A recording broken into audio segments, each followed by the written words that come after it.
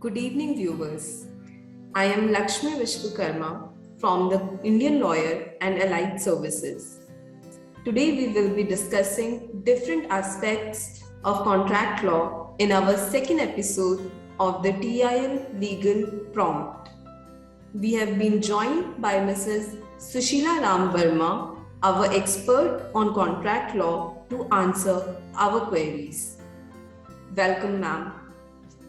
My first question to you, ma'am, how does a contract protect a party?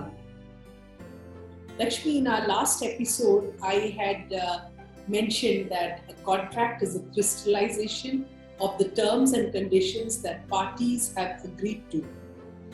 Keeping this in mind, I would say that these terms and conditions help in protecting both or all of the parties who have signed the contract.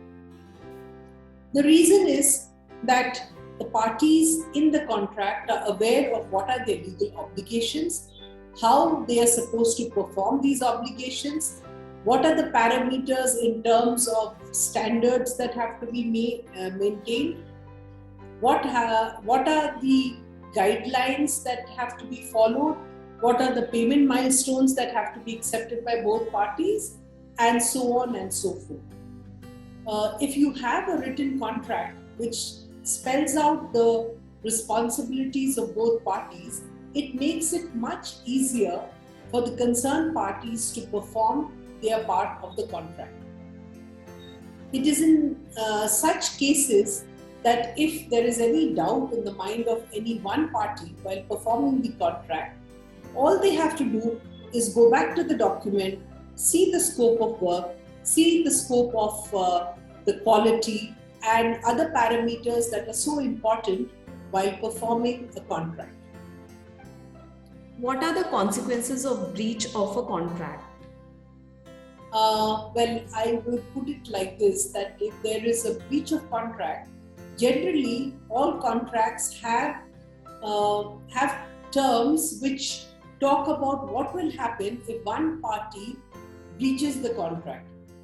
In most of these cases, at least when we are drafting contracts in our office, we try to give the parties an opportunity to resolve the dispute amicably, or in some cases to re-perform their part of the contract.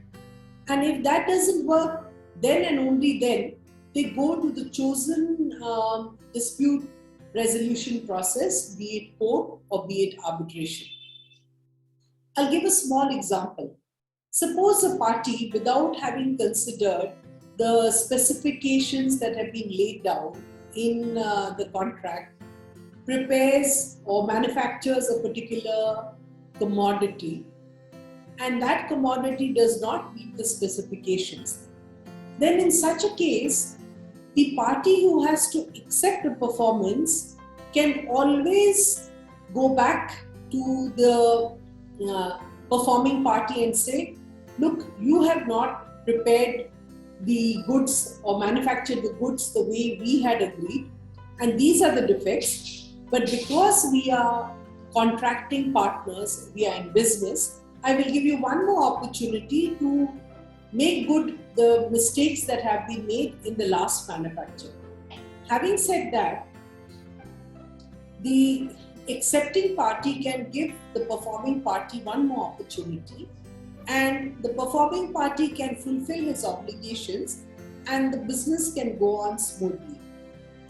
In the alternative, if things do not work and the performing party becomes rigid, then in such a case, we always put a clause in the contract which still allows both parties to sit across the table and try to iron out the differences that are there between them. And finally, if nothing works, then they have no option but to go for the dispute resolution process.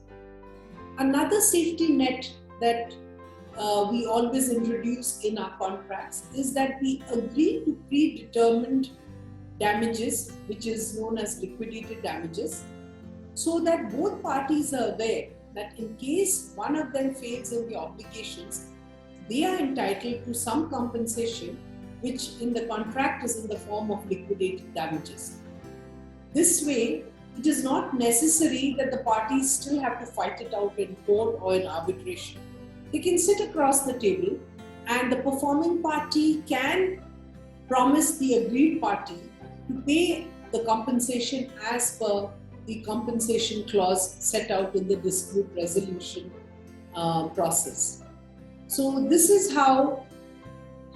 what will happen if there is a breach of contract.